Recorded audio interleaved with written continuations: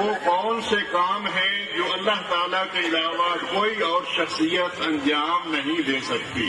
وہ ہیں امور تقدیریہ. اللہ الذی خلقکم ثم رزقکم ثم یمیتکم ثم یحییکم هل من شرکائکم من یفعل من ذلکم من شیء سبحانہ وتعالی عما یشرکون.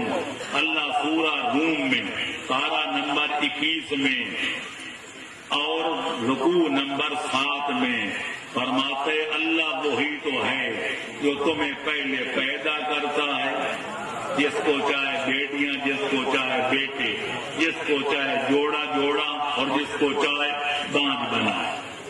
لہذا پہلے پیدا کرتا ہے تو پیدا کرنا بھی اللہ کا کام، پھر جس کو پیدا کرتا ہے اس کی روزی کا انتظام کرتے، یہ روزی دینا بھی اللہ کا کام، پھر تمہیں زندگی عطا فرماتا ہے، زندہ کرنا بھی اللہ کا کام. پھر جب تمہاری زندگی کے سنو سال ختم ہو جائیں گے پھر تمہیں موت کا ذائقہ چکھائے گا.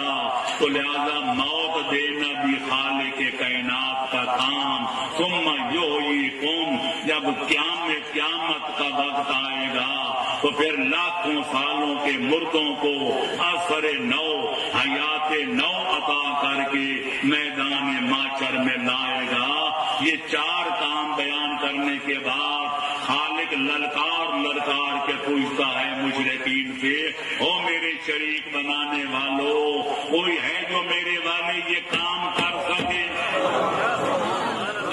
پھر خود جواب دیتے ہیں سبحانہ وتعالی عما یشرکون. پاک ہے اللہ اور بلند و بالا ہے اللہ ان چیزوں سے جو مشرک اس کے بارے میں کہتے ہیں.